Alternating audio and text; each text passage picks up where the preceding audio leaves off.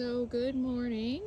Welcome back to my yard here. I want to show you the damage that I had from this last manufactured storm that we got. So these are all my plants in my flower bed. They look worse for wear, but look, my lilies made it. The ones in the front yard, I even trimmed them back already. They're growing. Now these banana trees, they look terrible, but they're not dead. This is just the reason why I don't prune them back when it gets closer to the end of the year, because if it does get cold, it needs these fronds on it. So I'm gonna check the weather and make sure there's no other frost. But these lilies look pretty rough. Now I lost two of my avocado trees. One I'd already lost from the spraying. I'm pretty convinced that's what it was from. I had that big, healthy, beautiful avocado that I grew from seed, and I walked out here one day and it was just dead. Black. Actually, it was black. Here's the stalk. I mean, literally overnight just turned black. So I had to pull that one up. So I've been doing a lot of work over here, and I wanted to show you all my greenhouse and what I'm doing. So I did have this, it's like a little outside carport thing. I had this over the top of these raised beds, and I had a landscaping net on them, so that didn't work. So what I did was I took that down and I took the legs off of it. I have it inverted here. I'm going to cut those poles down today, and I'm going to convert this into a chicken coop. Now I'm thinking about putting it right over here, but I have to go talk to my neighbor and make sure that she's okay with it. I have an amazing neighbor.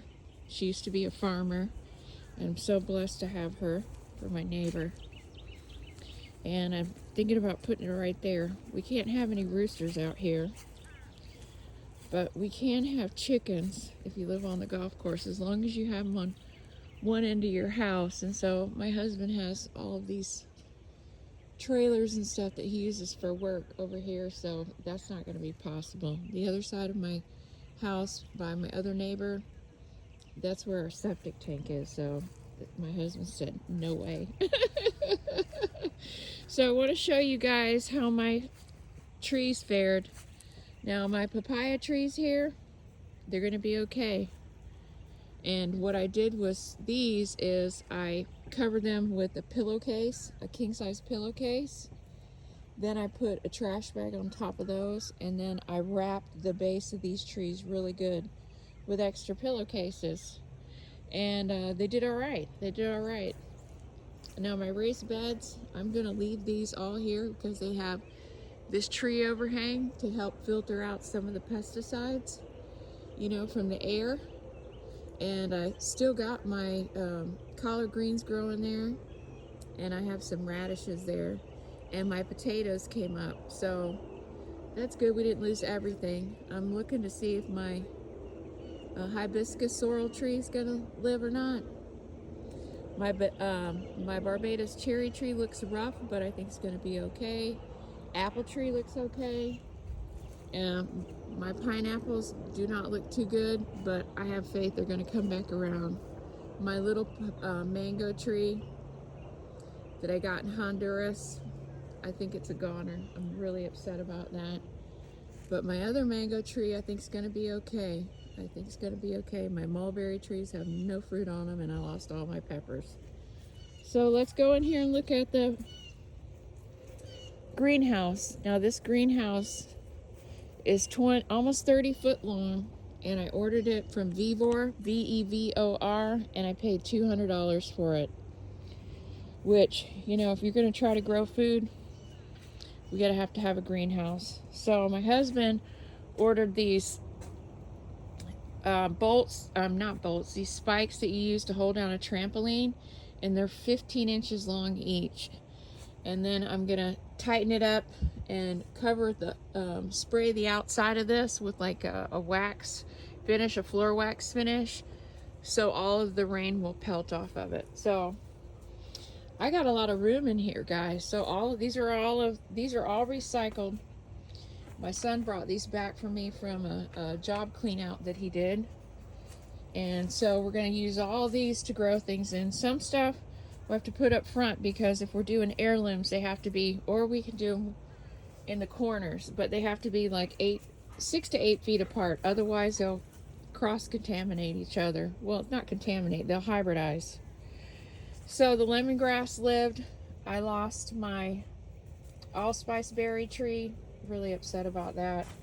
That one also came from an allspice berry from the temple of the sun god. So maybe it'll come back. So here's my orange trees. This is from the orange that I got where I call the Garden of Eden.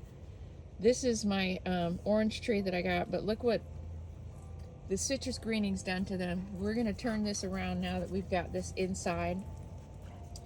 And I forgot what the name of that tree is, but it's kind of like in the Japata family. And here was the last two of my jackfruit trees that I had living. I think they may come back. I'm hoping. So my avocados.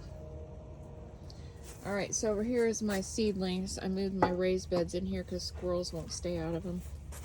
I got to get them all cleaned up. I pulled a bunch of weeds out of them. Okay, so these are all my seedlings that I did. I got like almost 100 here.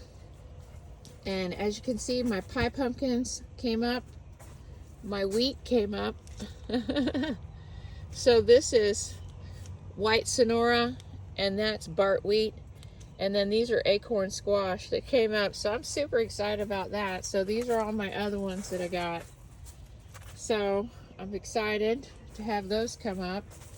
And then we're going to do a lot more. And then I'm thinking I'm going to build raised beds all along this wall right here and bring them out where I just have a path here through the middle so we can maximize space. And then the other thing I was thinking is that I can do hanging plants from the top and just give it a little more support. I mean, I'm 5'1.5", so you know, I should be able to get through here with stuff still hanging because this is like 6 foot tall. So the windows roll up. I have them all rolled up right now because I'm waiting to get it anchored down. We'd put this together over the weekend, and what ended up happening was like, we got this windstorm coming, and it ripped the whole top of the thing off. So I was like, okay, we got to take this off. So yeah, this is the greenhouse, and then this is going to be the chicken coop. This is going to be the chicken coop, guys. Time to get serious about getting things done. You know, I know that everybody is having it hard. It's not easy to get out here and find the energy, but we got to dig deep. We got to dig deep. I've had a lot of nights recently where I can't even hardly go to sleep because I'm hurting so bad. But you know, this is what we got to do. This is what we got to do. We got to come together. My kids came out here yesterday and helped me work on this. And I'm so grateful. I felt like we really got a lot accomplished. This would have taken me a week to do all this on my own. So this right here are the legs off of this. I'm going to cut those down to about half or maybe a third. Take a third of them off. That way that this is brought more closer to the ground like a hut. And I may take one little pole section out of there and shorten it because on the back end of this, I'm going to build the nesting boxes for the chickens. And I'm going to put some lawnmower wheels on it so I can move it around if you know, they tear up the ground. So yeah, I'm going to put them over here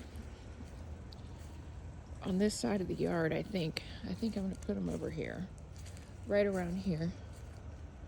And I know that chickens they like sunshine too, so I was thinking, yeah, I'll get all of this clean over here, and I'm going to move all this cardboard into those raised beds in there when I get them finished.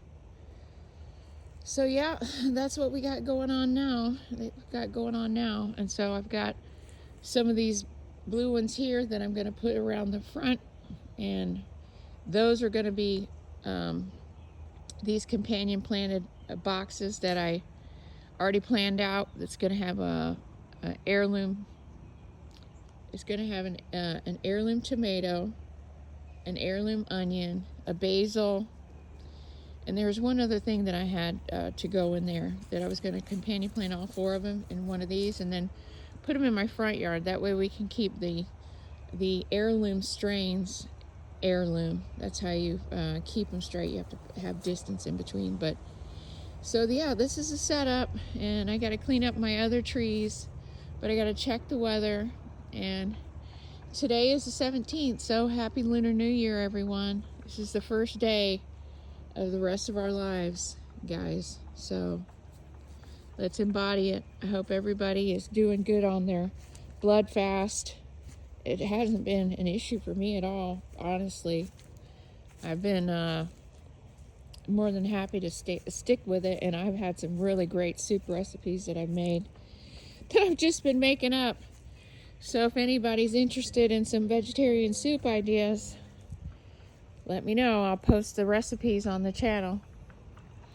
So that's it, guys. That's it. So let's take a look up at the sky. I don't see any stripes in the sky yet, but you know, I didn't look about an hour ago. It's only 7:30 here, but usually they start bright and early. So we'll see what happens with the Olympics today, guys. I hope that I'm wrong. Gosh, I'm praying that I'm wrong. I'm praying that I'm wrong. So yeah, we got some cleaning up to do. A lot of damage. She caused a lot of damage. But you know, we're not going to take this lying down. We're not. We're stewards of this planet. And we're here for Mother Earth. We're here to take care of Mother Earth, and we're here to take care of each other. So I hope you guys have a great day. Stay in a meditative space and stay calm and neutral today. And let's look forward to the days of our lives. So with that, hope you have a good one. Thanks for watching Sacred Enzyme and returning to our roots.